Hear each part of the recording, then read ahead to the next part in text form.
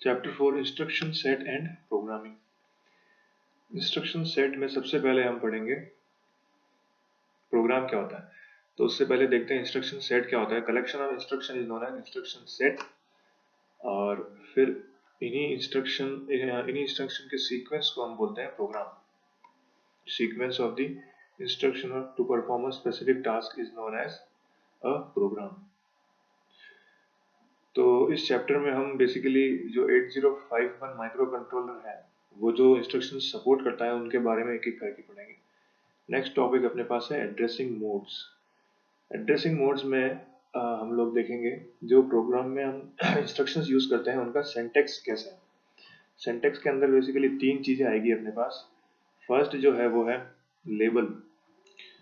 Label के अंदर जो मेमोरी लोकेशन है इंस्ट्रक्शन की वो लिखी जाएगी। इंस्ट्रक्शन के अंदर जो भी इंस्ट्रक्शन है वो लिखा जाएगा और कमेंट के अंदर उस इंस्ट्रक्शन का जो फंक्शन है वो लिखा जाएगा। ये सारी चीजें प्रोग्रामर द्वारा ही स्पेसिफाई करनी होती है। नेक्स्ट अपने पास है इंस्ट्रक्शन सिंटैक्स के अंदर बेसिकली दो चीजें हैं अपने पास देखने के लिए। एक है ऑपकोड, दूसरा है ऑपरेंड। ऑपकोड तो अपने पास जो इंस्ट्रक्शन है उसके बारे में इंफॉर्मेशन देता है और ऑपरेंड जो इंस्ट्रक्शन जिस मेमोरी के ऊपर वर्क कर रहा है उसको शो करता है। इसको समझने के लिए अपने पास ये जैसे एग्जांपल लेते हैं अपन। जैसे कोई ऑपरेटर हमने यूज किया है, फॉर एग्जांपल एमओवी, तो एमओवी इस केस में ऑपकोड कहलाएगा। और जैसे एग्जांपल के तौर पे एमओवी बी कॉमा ए लिया है, तो इस केस में अपना जो सोर्स मेमोरी लोकेशन है वो कौन सी है, ए। जो मूव इंस्ट्रक्शन है वो एक्यूमुलेटर से बी के अंदर मेमोरी जो डेटा है वो ट्रांसफर करता है। तो ऑपरेंड यहाँ पे देखा जाए तो ऑपकोड तो हो गया मूव जो कि इंस्ट्रक्शन को ही रिप्रेजेंट करता है, और ऑपरेंड अपने पास यहाँ पे दो तरीके के हो गए। फर्स्ट ऑपरेंड है अपने पास सोर्स ऑपरेंड, सेकंड है अपने पास डेस्टिनेशन ऑपरेंड। अब ये सोर्स या डेस्टिनेशन ऑपरेंड जो है ये वेरी करेंगे यहाँ पे। इस पर्टिकुलर केस में मूव इंस्ट्रक्शन के अंदर दोनों ही जनरल पर्पस रजिस्टर्स जो है वो हमने यूज किए हैं। हो सकता है यहाँ पे इन जनरल पर्पस रजिस्टर्स की जगह हो सकता है सिंपल एक मेमोरी लोकेशन हो, ठीक है। तो यहाँ पे ऑपकोड के अंदर अपने पास एग्जांपल्स दिए हैं जैसे कि ऐड ऑपरेशन है, सब्ट्रैक्ट ऑपरेशन है, मूव इंस्ट्रक्शन है, ठीक है। ये सारी चीजें अपने पास ऑपकोड के अंतर्गत आएगी। उसके बाद ऑपरेंड्स की बात करें तो जैसे रजिस्टर्स ए बी हमने इस एग्जांपल में यूज किए थे, और भी कोई दूसरा रजिस्टर आर नॉट जिसके अंदर हम बाकी के सारे जो रजिस्टर जो है वो यूज कर सकते हैं, for example D C and so on. तो ये सारे किसके अंदर आएंगे, ऑपरेंड के अंदर आएंगे। और थर्ड पॉइंट हमको दिया हुआ है which operating mode you use to specify operand 2। तो ऑपरेंड 2 को ऑपरेंड 2 जो है उसके लिए हमने कौन सा मोड यूज किया है उसके बारे में बात करेंगे। फॉर एग्जांपल अगर ऑपरेंड 2 की बात करें तो जो एड्रेसिंग मोड्स हैं वो अपने यूज कर सकते हैं, जैसे immediate addressing, register, direct, indirect, relative, index and inherent. तो बेसिकली एड्रेसिंग मोड अपने पास 8 तरीके से अपन एड्रेस कर सकते हैं जो ऑपरेंड है उसको। जैसे फर्स्ट अपने पास है इमीडिएट एड्रेसिंग मोड, सेकंड है रजिस्टर एड्रेसिंग मोड, फिर है direct addressing mode, indirect addressing mode, relative addressing, index addressing, inherent and bit direct addressing mode. तो इसमें फर्स्ट देखते हैं अपन immediate addressing mode. Immediate addressing mode इसके अंदर लिखा है जैसे in this addressing mode 8 bit और 16 bit is specified in the instruction itself as one of its operand. तो जो ऑपरेंड्स हैं जैसे यहाँ पे फर्स्ट एग्जांपल देखते हैं मूव ए कॉमा #02h। 8051 के अंदर जब भी अपन डेटा को इंस्ट्रक्शन के अंदर लिखते हैं तो उसको डेटा को जो है हैश से अपन स्टार्ट करते हैं, हैश लिख के और फिर डेटा लिखते हैं।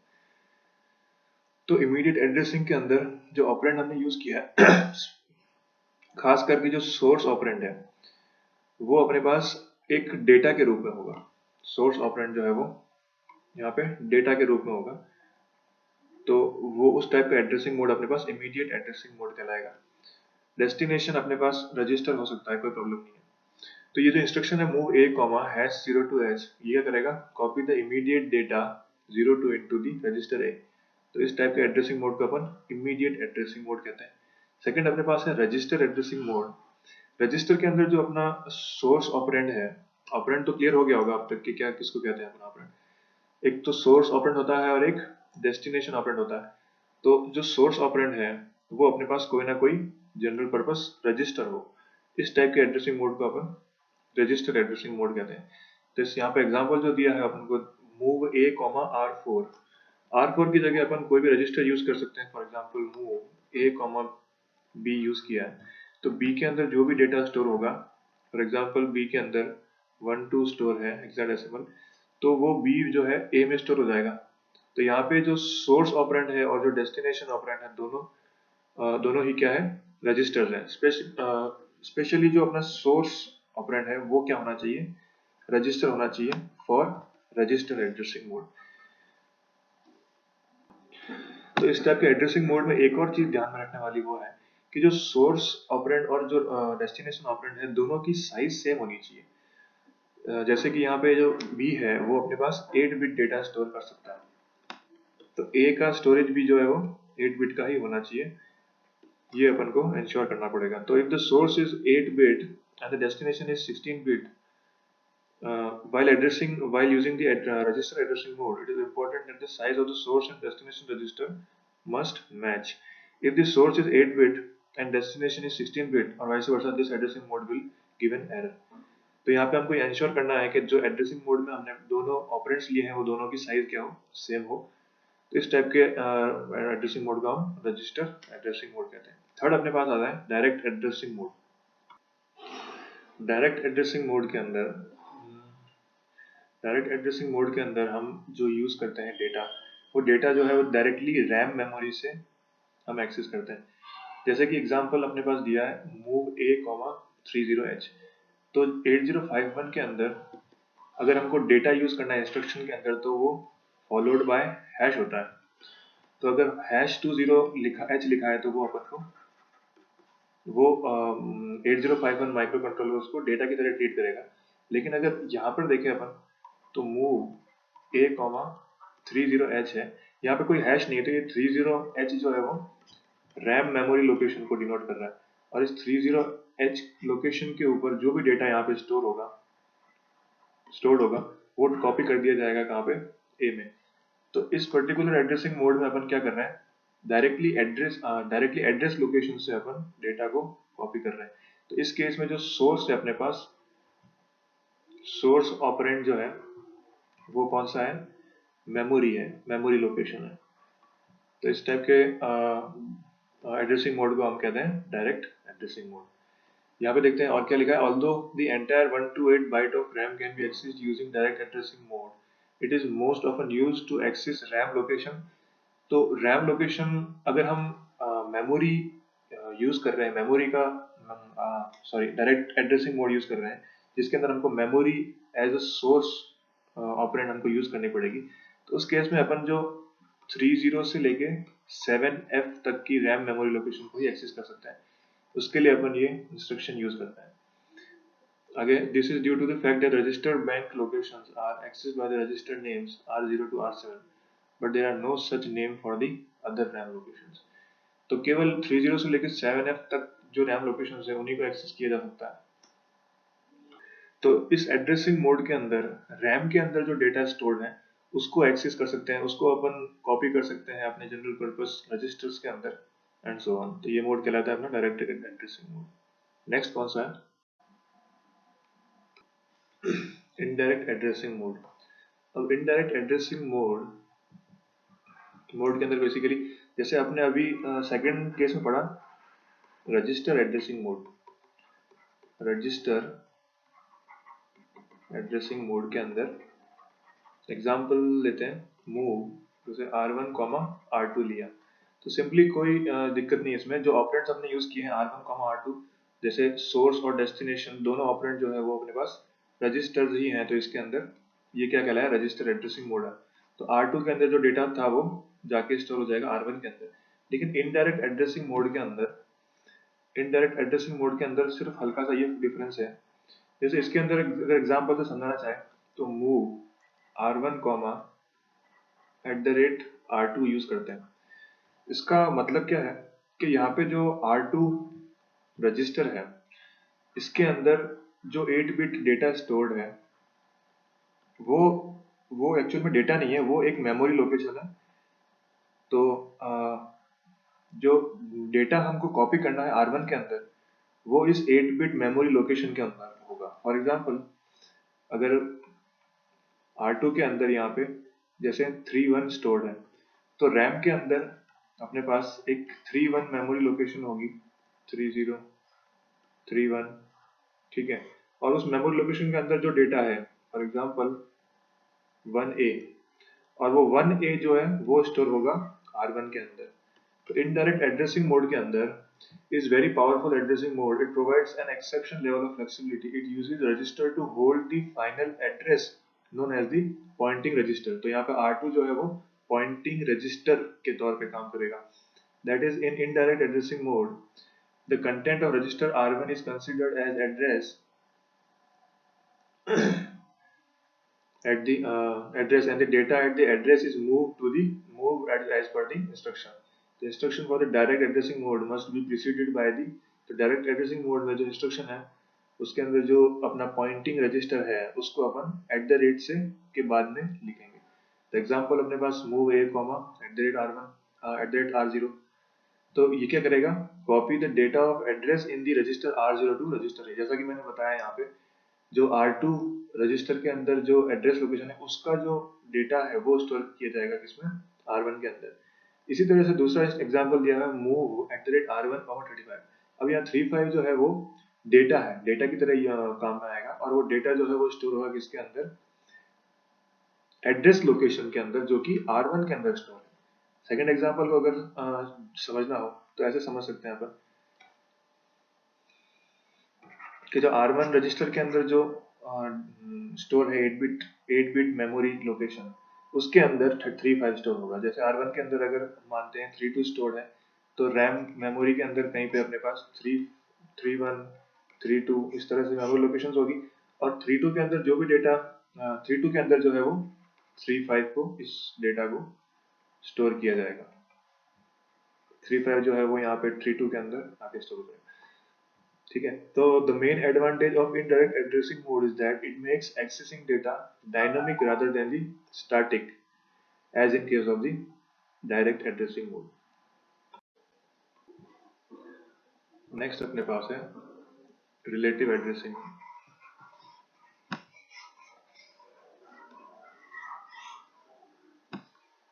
रिलेटिव एड्रेसिंग मोड के अंदर relative addressing is used only with certain jump instruction.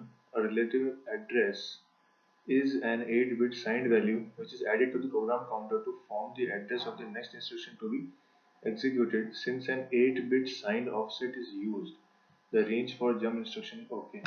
तो अपने पास अगर मान लेते हैं कोई प्रोग्राम है, जैसे ये प्रोग्राम दिया हुआ है हमको, ये उसके इंस्ट्रक्शंस है अपने पास।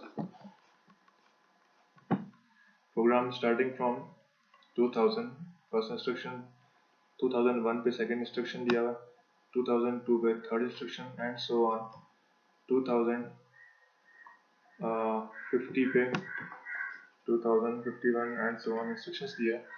जैसे मान लेते हैं अपने पास 2001 पे एक इंस्ट्रक्शन दिया हुआ है, जैसे जंप इंस्ट्रक्शन है, और जंप इंस्ट्रक्शन में एड्रेस लोकेशन दी हुई है 2050। इसका मतलब ये है कि अपना एग्जीक्यूशन के वक्त 2000 लोकेशन पे जो जंप इंस्ट्रक्शन एग्जीक्यूट होगा उसके बाद में जो कंपाइलर है वो डायरेक्टली 2050 लोकेशन पे जंप कर जाएगा, और उस एड्रेस लोकेशन पे जो भी इंस्ट्रक्शन है अगला एग्जीक्यूशन उस इंस्ट्रक्शन का करेगा, ठीक है। लेकिन यहाँ पे इस इंस्ट्रक्शन के अंदर हमको जो एड्रेस लोकेशन देनी पड़ी वो 16 बिट की है, ठीक है। तो उसकी बजाय हम एक रिलेटिव एड्रेसिंग मोड यूज कर सकते हैं। रिलेटिव एड्रेसिंग मोड बेसिकली अपन जंप इंस्ट्रक्शन में ही यूज करते हैं, जिसके अंदर हम इस फॉर एग्जांपल जंप 2050 की बजाय हम रिलेटिव एड्रेसिंग मोड इस प्रकार यूज करेंगे। जैसे ये एग्जांपल देते हैं JMP 2050 की जगह हम यहाँ पे SJMP यूज करते हैं। तो SJMP represent for short jump. तो बेसिकली SJMP के अंदर अपने पास जो रिलेटिव एड्रेस होता है, रिलेटिव एड्रेस वो वैल्यू है जहाँ पे हमको एग्जीक्यूशन के वक्त जिस एड्रेस लोकेशन पे जाना है, तो 2050 हमारे पास रिलेटिव एड्रेस होगा। और करंट हमारे पास प्रोग्राम काउंटर में वैल्यू क्या है, तो जब प्रोग्राम काउंटर 2000 लोकेशन पर है तो पीसी के अंदर 2000 ही स्टोर्ड है, तो प्रोग्राम काउंटर के अंदर इस वक्त अपने पास 2000 ही स्टोर्ड है। तो रिलेटिव एड्रेसिंग मोड के अंदर रिलेटिव एड्रेस पाने के लिए हम प्रोग्राम काउंटर के अंदर एक ऑफसेट वैल्यू ऐड करते हैं। जैसे इस केस में हम केवल क्या ऐड करेंगे, 50 ऐड करेंगे। तो प्रोग्राम काउंटर 2000 के अंदर केवल 50 ऐड करने से हमको 2050 मिल जाएगा। और जहाँ पे हमने पिछली बार JMP इंस्ट्रक्शन के अंदर 2050 16 बिट वैल्यू स्टोर करी थी, वहाँ पे केवल हमको 8 बिट वैल्यू ही देनी पड़ेगी।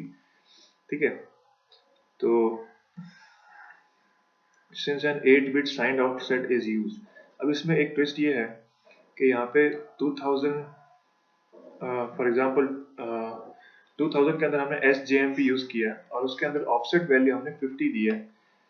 तो जो प्रोग्राम काउंटर का जो नेचर होता है वो क्या होता है, जैसे 2000 लोकेशन पे आएगा और JMP 2050 इंस्ट्रक्शन रीड करके अपनी वैल्यू को 1 से इंक्रीमेंट कर देगा, तो पीसी के अंदर जो है वो 2001 स्टोर हो जाएगा। अब जब अपनी प्रोग्राम काउंटर अपनी वैल्यू इंक्रीमेंट करने के बाद में इस इंस्ट्रक्शन को एग्जीक्यूट करेगा, तो इस इंस्ट्रक्शन के हिसाब से फॉर एग्जांपल यहाँ JMP 2050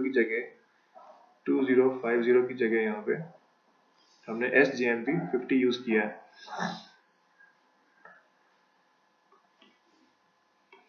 SJMP 50 यूज किया है, तो अपनी वैल्यू को 1 से इंक्रीमेंट कर देता है प्रोग्राम काउंटर, और उसके बाद में SJMP 50 यूज किया है, तो जो ऑफसेट वैल्यू ऐड करनी है वो पीसी में ही ऐड होगी, प्रोग्राम काउंटर में ही ऐड होगी।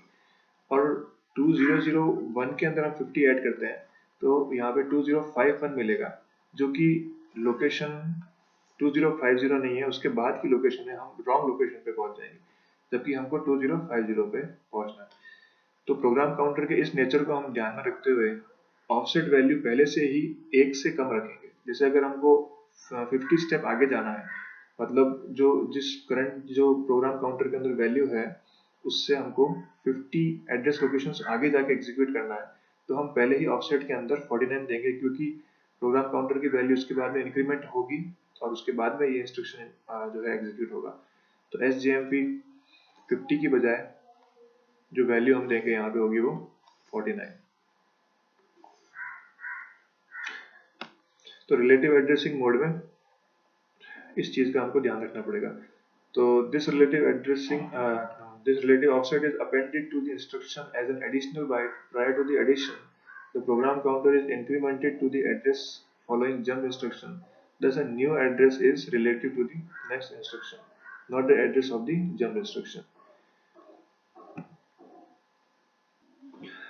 इसमें एक चीज और ध्यान में रखने वाली है, जैसे हम SJMP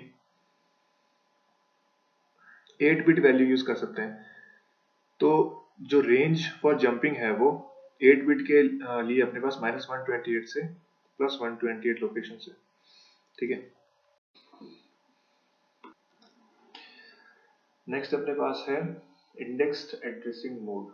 Index addressing mode is widely used in accessing data elements to look up table entries located in the program ROM space or external RAM space.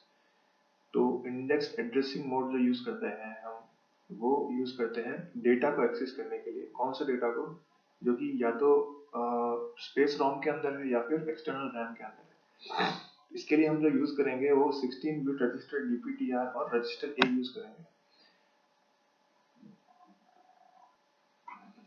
because the data element are stored in the code space or external space of the memory.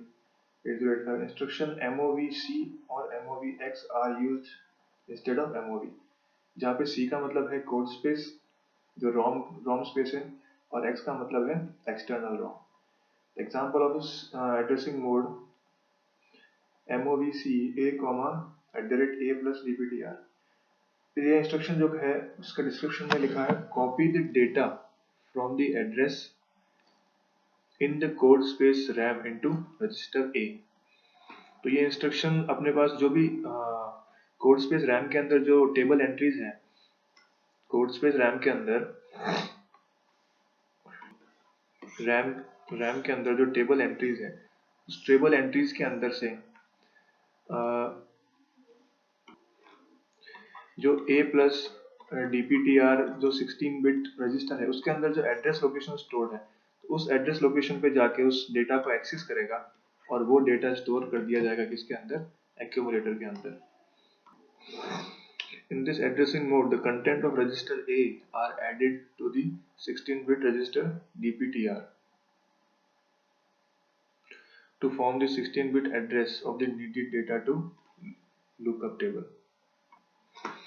तो ये instruction जो है, ये index addressing mode जो है वो use में आता है accessing data element of lookup table entries located in the program space or the external ROM space in 8085।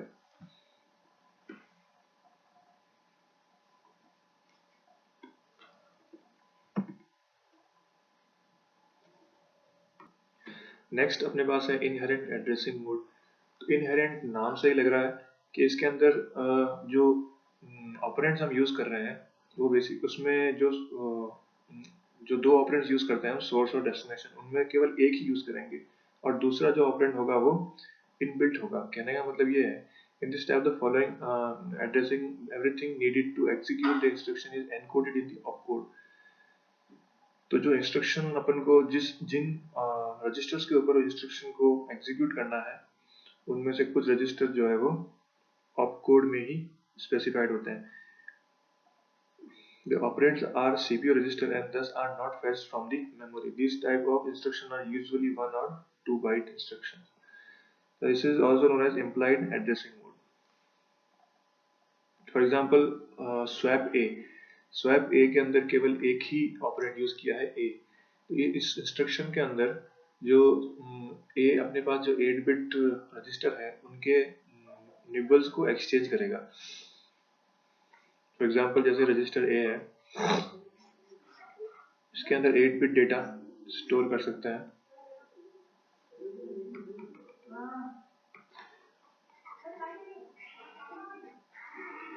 Register ए के अंदर स्टोर्ड है, मान लेते हैं 10110101।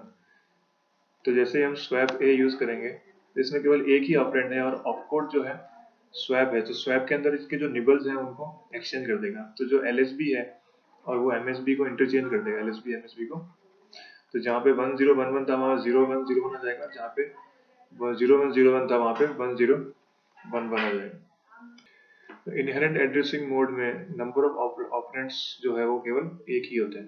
जैसे यहाँ फर्स्ट इंस्ट्रक्शन जो है एग्जांपल जो है उसमें RL A दिया हुआ है, जिसका कि डिस्क्रिप्शन में लिखा है rotate the A register content to the left.